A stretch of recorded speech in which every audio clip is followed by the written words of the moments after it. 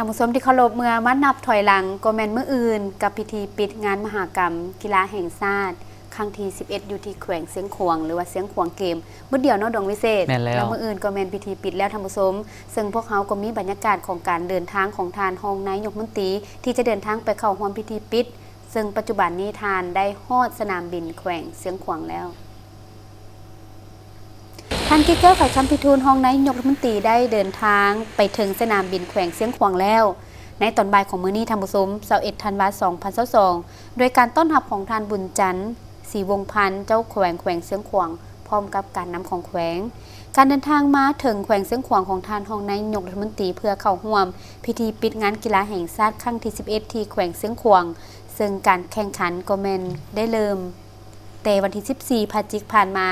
มีเริ่มอยู่ที่นครหลวงเวียงจันทร์แล้วก็เริ่มแข่งขันอยู่ที่แขวงเสียงขวางโดยเฉพาะแขวงเสียงขวางก็ได้เริ่มตั้งแต่เดือนธันวาคมนี้ซึ่งพิธีปิดยังเป็นทางการจะจัดในมื้ออื่นตอนแลงอยู่สนามกีฬาไหหินบ้านคังหนองหลวงเมืองแปกแขวงเสียงขวาง